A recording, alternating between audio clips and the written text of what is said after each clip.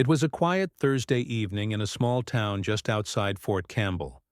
The sun had almost set, and a soft orange glow spread across the empty fields. The town was one of those places where everybody knew everybody, and life moved at its own slow, peaceful pace.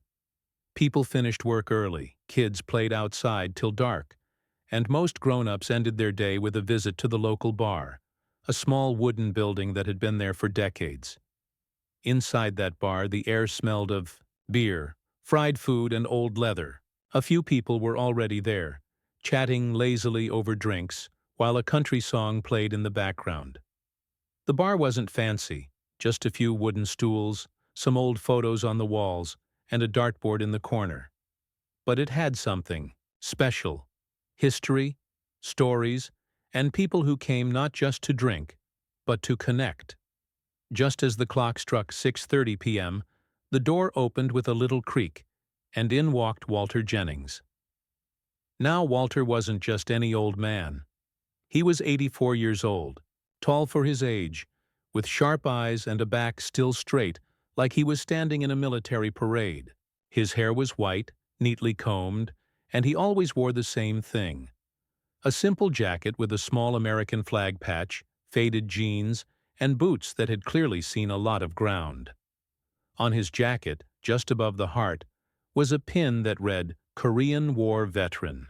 That pin wasn't just decoration, it was a badge of honor, and everybody in that town knew it. As soon as Walter walked in, a couple of regulars raised their glasses. "Evenin', Cap'n," someone said.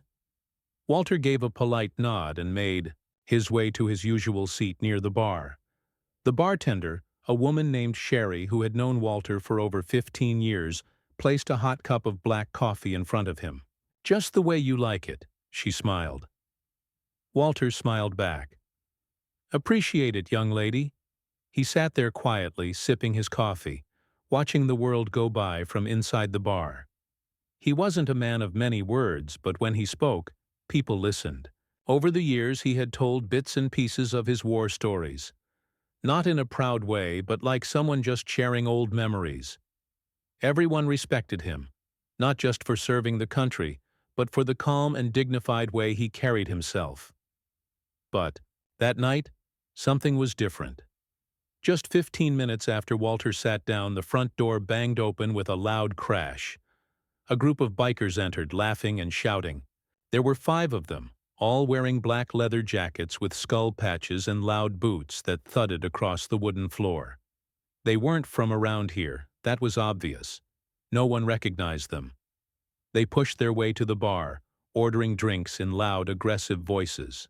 Their leader, a big man with a thick beard and a snake tattoo on his neck, threw some crumpled bills on the counter. Sherry, used to handling rough customers, served them calmly, but the tension in the room had changed. The regulars went quiet. Even the music seemed to fade into the background. Walter didn't say anything. He just continued sipping his coffee. But that caught the eye of the biker leader. "Look at this old fossil," the biker said loudly, pointing at Walter. "Hey, Grandpa, what's the matter? Coffee too strong for your old bones?" A few people glanced at each other nervously. Everyone hoped Walter would just ignore him, and the biker would lose interest. But Walter looked up, straight into the man's eyes. Calmly, without fear, he said, "Respect is free, son. You should try it sometime." That one sentence hit the biker like a slap. For a moment, there was silence. Then the biker laughed, an ugly, mocking laugh. "Oh, we got a wise guy here," he said, walking toward Walter. "You think you're tough? You think wearing that little badge makes you somebody?" He leaned closer, trying to intimidate Walter, who still sat still, not moving a muscle. The entire bar held its breath. Then, in a flash of anger, the biker shoved Walter's shoulder, hard. Walter stumbled back on his stool and hit the floor. His coffee cup shattered on the ground beside him. Sherry gasped. A couple of regulars stood up from their chairs, unsure whether to step in or not. One man pulled out his phone, quietly calling 911. The biker looked around, chest puffed up, as if he had proven something. but he had no idea what he had just done. Walter slowly pushed himself up, brushing the dust off his jacket. He didn't look angry. He looked disappointed. He didn't say anything to the biker. Instead, he walked outside, pulling out an old flip phone from his jacket pocket. The wind had picked up outside. It was getting cold. Walter stood under a streetlight and dialed a number he hadn't used in years. The phone rang twice before someone picked up. "Captain Jennings?" came a voice on the other end. "Mason," Walter said softly. "I'm gonna need a little help." The man on the phone went quiet for a second. Then, with complete seriousness, he said, "We're coming." Walter hung up and stood there for a moment, looking at the night sky. Then he went back inside, calm as ever, and took a seat again at the bar. Sherry came over, worried.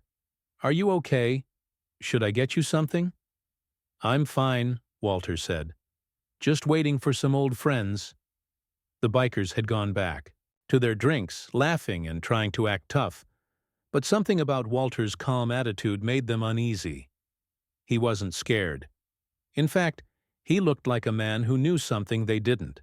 The bar stayed quiet for the next few minutes, the mood thick with tension. A couple of townsfolk whispered to each other. Others kept their eyes on the clock. Then, about 30 minutes later, it began. The ground started to shake lightly. At first, people thought it was a truck passing by. But then came the sound, deep, rhythmic, growing louder and louder. The windows began to rattle. The bikers stood up confused. And then, outside the bar, the night sky lit up. A Black Hawk helicopter came down slowly, its rotor blades cutting through the wind like thunder. Dust flew everywhere, and headlights lit up the field behind the bar. The helicopter landed softly like a giant bird coming to rest. The townspeople rushed to the windows. Even the bikers stepped back, unsure of what was happening. The side door of the helicopter opened, and out stepped a squad of soldiers, fully geared, moving with discipline. At the front was a tall man in uniform, Colonel Mason Brooks. He walked toward the bar, eyes scanning the scene, but there was no panic in him, just focus. He had one mission: check on the man who once saved his life. Back inside the bar, the biker leader was already sweating. "What the hell is this?" he muttered. Walter stood up slowly, placed a few dollars on the counter for his coffee, and said, "Time for you to learn what respect really means." After Walter Jennings was shoved to the floor by the biker, the whole bar was holding its breath. People didn't know what to expect next. Would the old man fight back? Would the bikers start a bigger fight? But Walter surprised everyone. Instead of yelling or getting angry, he calmly stood up, brushed himself off, and quietly walked outside. The night air was cool and crisp, carrying the faint smell of pine trees and fresh earth. Walter stood just outside the bar's entrance, near a dim streetlight, holding the cracked remains of his coffee cup in one hand. His hands were shaking, not from weakness, but because age and memory sometimes brought a tremor. His eyes looked toward the dark horizon, full of memories that only he could understand.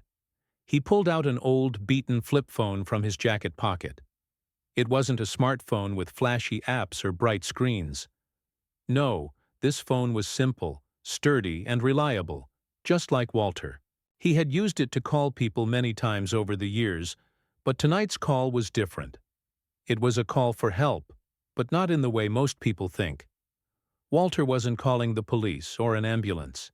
He was calling a man he trusted more than anyone else, someone who understood what respect and loyalty really meant. The phone rang twice, and a voice answered, clear and steady. "Captain Jennings?" the voice said, calm but alert. "Mason," Walter replied softly, his voice carrying a weight of years and friendship. "I'm gonna need a little help tonight." There was a long pause on the other end. The man listening knew exactly who Walter was. He remembered the battles, the long nights, the brotherhood that only soldiers understand. Mason Brooks was not just any soldier. He was a leader. a commanding officer of a Black Hawk helicopter unit, trained to handle emergencies in the harshest conditions. But this call wasn't from some battlefield far away. It was from a small-town bar where an old veteran had just been disrespected. "We're coming," Mason said simply, but those two words meant everything. It meant loyalty. It meant honor. It meant that Walter Jennings was never alone. Walter hung up the phone and looked around. The bar was still buzzing with tension inside. He could hear the low murmur of conversations, the clinking of glasses, and the nervous shuffling of feet. The bikers were still inside, laughing loudly, trying to act like nothing had happened. But Walter's calm demeanor unsettled them. They sensed that something bigger was coming. He took a deep breath and stepped back inside the bar. His eyes met Sherry's worried gaze, and he gave her a small nod. "I'm fine," he said quietly. "Just waiting for some old friends." No one else knew what that meant, but soon they would. Inside the bar, the regulars were whispering to each other. They respected Walter deeply. Many of them had heard stories about his time in Korea, the battles he fought, the friends he lost, and the courage he showed under fire. But no story could prepare them for what was about to happen. Walter sat back down at the bar, quietly sipping the rest of his coffee. He looked around at the bikers who were now noticing something was different. Their confident smirks began to fade, replaced by uncertainty. The biker leader looked at Walter and said, "You really called someone, old man? Who do you think you are?" Walter's eyes didn't leave the leader. "I'm a man who knows what it means to stand up for himself." The biker laughed again, but this time it was forced. He didn't know what was coming, but he could feel the tension rising. Outside the bar, the sound of engines began to grow louder. It wasn't a motorcycle or a car. It was something much bigger. The townsfolk rushed to the windows, their faces filled with curiosity and awe. The night sky was dark, but the lights of a helicopter were approaching fast, cutting through the quiet evening. The sound of rotor blades spinning filled the air, like a powerful bird coming to rest. Dust kicked up from the field next to the bar as the helicopter descended, its powerful frame shining under the moonlight. The door of the helicopter slid open, and a group of soldiers stepped out. They moved quickly, but with discipline, their uniforms crisp, their faces focused. Leading them was Mason Brooks, the man Walter had called. Mason's eyes scanned the scene. He wasn't here for battle, but to protect one of his own, a man who had saved his life many years ago on a distant battlefield. This was a bond that didn't fade with time or distance. He walked into the bar, his boots echoing on the wooden floor. The bikers stopped laughing, their faces pale with surprise and fear. They had heard stories about the military, about warriors who didn't back down. But seeing it in person was different. Mason approached Walter and clasped his hand firmly. "Sir," Mason said, his voice respectful. "I'm here." Walter smiled, a little tired but proud. "Good to see you, Mason." The soldiers took positions near the entrance, their presence a clear message. "Respect the man who stands here." Mason turned to the biker leader and spoke calmly but firmly. "Apologize for what you did." The biker hesitated. He was used to being in control, but now he felt the weight of true authority. After a moment, he muttered a reluctant apology. Walter looked at the biker, his eyes steady and clear.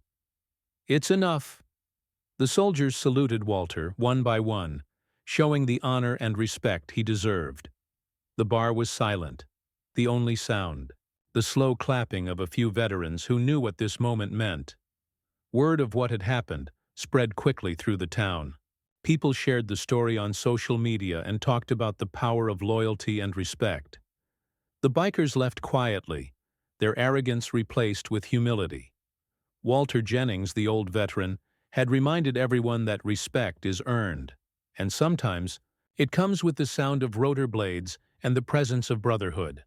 The air around the small town's bar was thick with anticipation. The sound of helicopter blades grew louder and louder, filling every corner of the night sky with a deep, powerful hum. The once quiet, sleepy evening had transformed into a scene that no one in this little town would forget anytime soon. Inside the bar, Walter Jennings remained calm and steady. His eyes watched the front windows, focusing on the approaching sound. The bikers, once so full of confidence, now looked nervous and uneasy. Their earlier bravado had disappeared like smoke in the wind. They shuffled closer together, speaking in low tones, unsure of what was coming. The windows rattled as the Black Hawk helicopter drew near. Dust and leaves swirled in the air outside, the result of the powerful rotor blades stirring everything in their path. People on the street looked up in awe, mouths slightly open, mesmerized by the machine descending from the night sky. It was like a giant bird, slowly but surely coming to rest. As the helicopter touched down in the field beside the bar, the ground seemed to shake slightly beneath it. The lights from the Black Hawk's cockpit illuminated the faces of curious onlookers. It was a big, powerful machine, designed for war zones, not small towns, and it brought with it a presence that everyone could feel in their bones. The door on the side of the helicopter slid open smoothly, and out stepped a group of soldiers. They were dressed in full military gear, their faces serious but composed. Leading them was Colonel Mason Brooks, a man known to Walter and many others in that town as a strong leader, brave soldier, and loyal friend. Mason's eyes scanned the area quickly. He saw the bikers, the small crowd gathering outside the bar, and then his gaze rested on Walter. For a moment, their eyes met, and an unspoken understanding passed between them. A bond forged in the toughest moments of war, now shining bright. In this quiet field beside the bar, the soldiers moved with purpose. They didn't shout or make a scene. Instead, their presence was enough. People instinctively took a step back, giving them room. The bikers tried to stand taller, but their nervousness was clear. They had come into this town with confidence, but now faced something much bigger than them. Mason approached the bar's front entrance, his boots clicking against the wooden floor as he stepped inside. The bar fell silent, as if everyone there was holding their breath. "Walter," Mason said, his voice steady and full of respect. Walter stood up slowly and smiled faintly. "Mason, I'm glad you came." Mason nodded and looked around the bar. "I heard about what happened." Walter's eyes softened, but he said nothing. Mason turned to face the biker leader who was standing awkwardly near the bar. "You need to apologize for what you did," Mason said, his tone calm but firm. The biker's face twisted into a scowl. He opened his mouth to speak but closed it again, clearly unsure of what to say. The weight of Mason's presence was like a heavy wall, impossible to ignore or fight. Finally, the biker muttered, "I'm sorry." Mason didn't smile or accept the apology with a handshake. Instead, he looked at Walter. Walter nodded slowly and said, "That's enough." One by one, the soldiers began to salute Walter. It was a gesture that spoke volumes. Respect, honor, gratitude, all wrapped into one simple act. The bar was quiet except for the soft clapping from a few veterans, who understood what was happening. The bikers shifted uncomfortably. They hadn't expected this. Their tough act was shattered by a quiet, dignified man and his army of friends. Outside, people gathered around the bar, watching the scene unfold. Many pulled out their phones, capturing the moment. This was a story worth telling, about respect, loyalty, and the true meaning of brotherhood. As the night wore on, the soldiers spoke quietly with the townspeople, sharing stories and memories.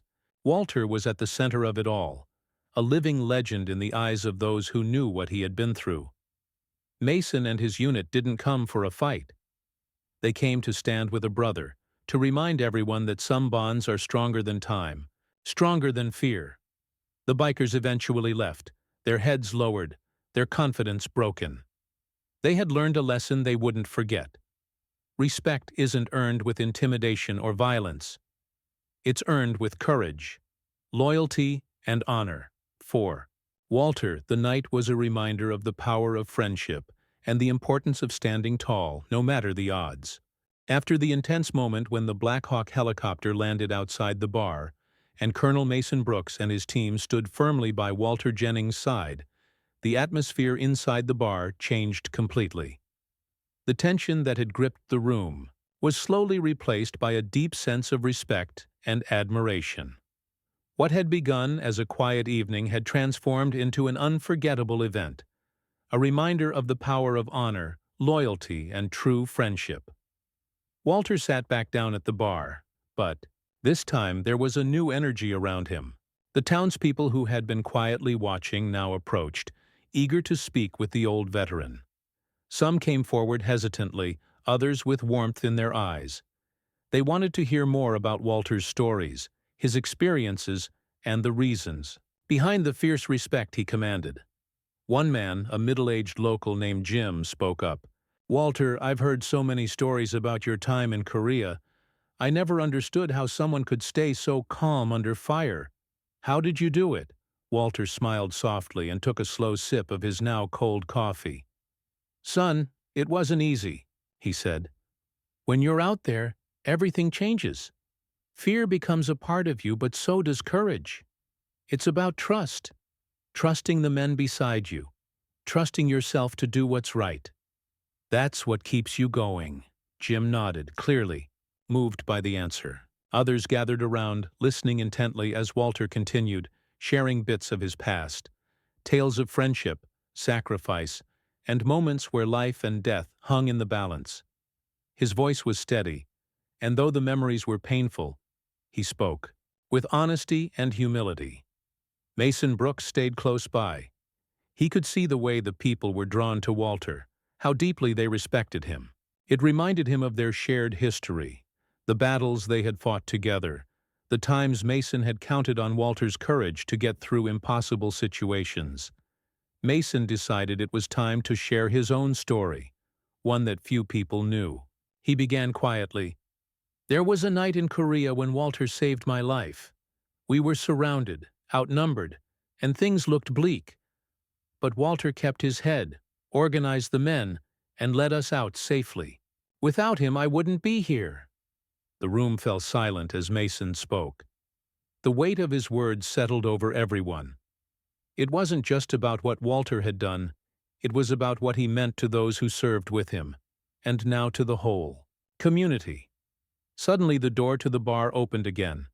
This time it was a group of younger soldiers, part of Mason's Black Hawk unit. They had come to show their support and respect for Walter. The soldiers entered quietly, standing in formation, near the bar, their uniforms sharp and their faces serious. Walter looked at them, a faint smile on his lips. "I'm proud of each one of you," he said, his voice filled with pride. "Keep the spirit alive. Honor those who came before you." One young soldier stepped forward. "Sir, it's an honor to meet you. Your courage inspires us all."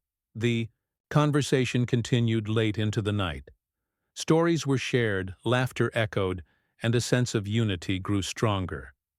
The bar had become a place of healing and connection, a place where past and present met. Meanwhile, the bikers had not left. Quietly, their leader, shaken by the evening's events, gathered his group outside. They talked in low voices, realizing they had underestimated the strength of Walter Jennings and the community around him. "We messed up," the leader said quietly. "That man, he's not just an old veteran. He's a legend." One of the bikers nodded. "We need to change. We can't keep living like this, pushing people around, disrespecting those who earned their place." The group slowly dispersed, the night air filled with reflection. Back inside the bar, Walter looked around at the faces, young and old, soldiers and civilians alike. He felt a deep sense of peace. For him, this night wasn't just about one incident. It was about the values he had fought for all his life: respect, courage, and loyalty. Mason approached Walter once more. "You've made a difference tonight, Walter. Not just for you, but for all of us." Walter nodded. Sometimes it takes more than words to remind people what really matters. As the evening ended, the soldiers prepared to leave. Mason shook Walter's hand firmly. "If you ever need us, just call. We're family." Walter smiled.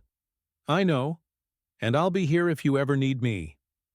The Black Hawk helicopter lifted off into the night sky, its powerful blades cutting through the darkness.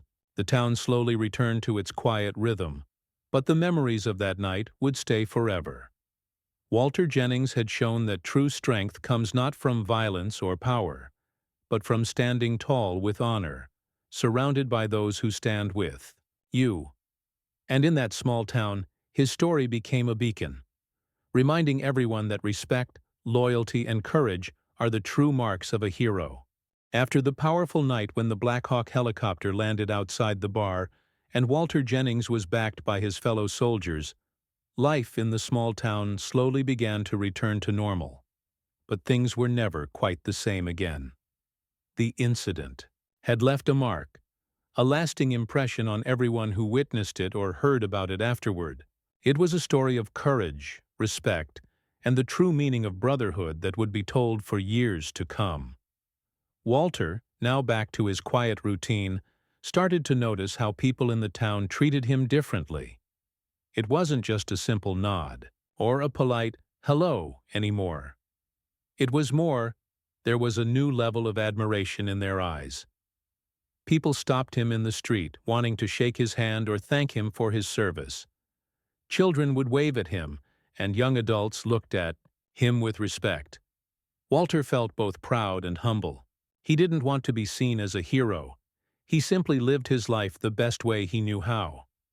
But deep down, he understood that what happened that night was more than just a personal victory. It was a reminder to the whole town, and maybe the world, that respect and honor are earned through actions and character. One afternoon, Walter received a letter in the mail. The envelope was official, marked with the seal of the military. Inside was a formal recognition of his service and the bravery he had shown, not just in Korea, but in standing up for himself and others in his community. The letter came from a high-ranking military official who praised Walter for his courage and the way he had inspired others. Walter smiled quietly as he read the letter. It was a symbol of appreciation he hadn't expected, but it meant a lot. It was a reminder that even after all these years, his sacrifices and values were remembered. Around town, the story of the night, when the Black Hawk landed outside the bar, became a symbol. It was talked about in schools, in community meetings, and even in local newspapers. People saw Walter not just as an old veteran, but as a pillar of strength and integrity. His actions had sparked something bigger, a movement of respect and kindness. The bikers, too, had changed. After their encounter with Walter and Mason's unit, they had taken time to reflect. The leader of the group reached out to Walter, asking for a chance to make things right. It was a difficult step, but Walter believed in forgiveness and second chances. They met one afternoon in the same bar where the incident had started. The biker leader apologized sincerely for the disrespect and promised to lead his group differently. Walter accepted the apology, showing the strength that comes from mercy and understanding. This meeting marked the beginning of a new chapter for the town. The bikers and the community found common ground. They organized joint events, like charity, rides, and Veterans Appreciation Days, building bridges where once there were walls. Walter continued to live quietly but remained a figure of wisdom and courage.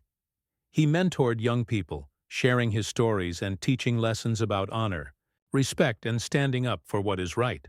He became a source of inspiration, proving that even in old age, one can make a difference. One day, a group of local children came to visit Walter at his home. They wanted to hear stories about his time as a soldier and the night of the Black Hawk landing. Walter welcomed them with open arms, his eyes shining with warmth. He told them about friendship and loyalty, about facing fears, and the importance of standing up for others. The children listened intently, their faces full of wonder and respect. Walter knew that these young minds were the future, and he hoped his stories would help them grow into kind, strong adults. Meanwhile, Mason Brooks stayed connected with Walter. They spoke regularly on the phone, sharing updates about their lives. Mason often invited Walter to visit the military base, where he was always welcomed like family. Walter cherished these moments, feeling the bond that had started long ago on a battlefield and had only grown stronger with time. As the years went by, Walter's health began to decline, but his spirit remained unbreakable. The town rallied around him, offering support and love. When Walter eventually passed away peacefully in his sleep, the whole community mourned the loss of a true hero. His funeral was attended by people from all walks of life: soldiers, townspeople, bikers, young and old, all coming together to honor a man who had taught them the meaning of courage and respect. At the funeral, Mason gave a heartfelt speech. He spoke of Walter's bravery, his kindness, and the way he had united a community through his actions.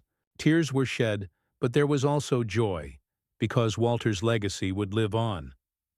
The town decided to build a small memorial near the bar, a statue of Walter Jennings standing tall, a symbol of strength, honor, and the power of standing up for what is right.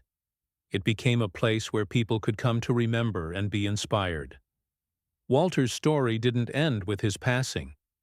It became a part of the town's history, passed down from generation to generation. His life was a lesson that courage isn't just about fighting battles on distant fields. It's about standing firm in everyday life, defending what matters, and caring for one another. And so, the night when an 84-year-old veteran was shoved by a biker and the Black Hawk landed outside the bar became more than just a story. It became a legend, a story about respect, friendship, and the enduring spirit of a true hero.